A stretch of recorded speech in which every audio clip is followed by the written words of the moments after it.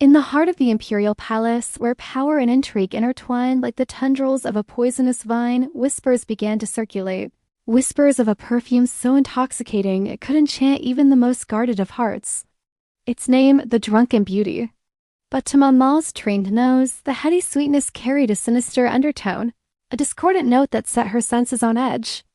A high-ranking concubine had fallen mysteriously ill. Her brilliant complexion had faded like the last petals of an autumn leaf, her breath shallow and rapid. The court physicians, those venerated experts in the art of healing, were baffled. But Mao Mao, the emperor's personal chef, a seemingly insignificant servant, smelled the truth. She suspected the culprit wasn't a tainted dish or a poisoned draught, but something more insidious, more elusive. Her instincts, honed by years of experience in the palace's intricate game of survival, told her the answer lay in the realm of scent. Each visit to the concubine's chambers left behind a ghostly imprint of the aroma, a cloying sweetness that clung to the silk curtains and lingered in the air like a shroud. When she examined the ornate glass bottle on the vanity, its contents still 3/4 full, her eyes narrowed. This wasn't perfume, not in the common understanding of the word. It was a weapon. In the luxurious realm of the imperial palace, where power was measured in inches and ounces, where favor and fragrance could make or break a person, Mamo had learned to rely on her acute sense of smell to navigate the treacherous currents of the court. Every sniff, every inhalation was a clue, a piece of the puzzle that was her life. And this puzzle, this deadly game of cat and mouse, had been going on for years. The concubine, Lady Zhang, was more than just a mere ornament in the emperor's opulent palace. She was a favorite, a prized possession whose radiant beauty and delicate fragrance had captured the emperor's heart. To harm her was to invite the dragon's wrath, to court death.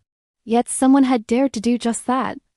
The insidious toxins in the perfume worked subtly, weakening the body's defenses over weeks, months even, their effects indistinguishable from the natural progression of a wasting disease.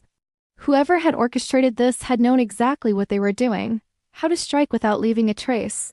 But Mao Mao wasn't one to be intimidated by shadows. As days turned into weeks and Lady Jing's condition worsened, Mao Mao's determination grew. She couldn't save the concubine now, not without the emperor's knowledge. But she could find the culprit, bring them to justice. In the suffocating world of the imperial court, justice was a rare commodity, but it was a debt that had to be paid. Her chance came when the emperor summoned her to his study, his face creased with worry, his eyes troubled. As he spoke, his gaze flickering away as if from a painful memory, Mao Mao listened intently, her mind racing. She knew the emperor loved the concubine dearly. His words, though carefully measured, betrayed the torment he was enduring. She used all her wiles, the demure glances, the coy smiles, the innocent questions to extract information from him. What had the concubine been doing before she fell ill? Had anyone wished her harm? Slowly, hesitantly, the emperor revealed what he knew or thought he knew. There had been no quarrel, no open enemy. The concubine was a gentle soul, he said, beloved by all. With the emperor's cooperation, Mao Mao set a silent trap. She prepared a batch of her own perfume, a simple, strong scent that would overpower the subtler notes of the Drunken Beauty. Each morning she replaced the bottle on the concubine's dressing table with her own, watching from a distance as the servant approached, her heart pounding. It was a dangerous game. If she was wrong, she'd be accused of meddling, perhaps of trying to harm the concubine. But if she was right, she'd have the satisfaction of knowing she'd unmasked the killer, even if she didn't see the emperor's gratitude. Then came the breakthrough. The servant hesitated, her eyes darting from the bottle to Mao Mao and back again. Her hands trembled, betraying her composure. In that instant, Mao Mao knew she had found her culprit. But as she was about to confront the trembling servant, a shadow moved behind her, a whisper of silk and sandalwood. Turning slowly, she saw the emperor standing there, his face impassive, his eyes hard.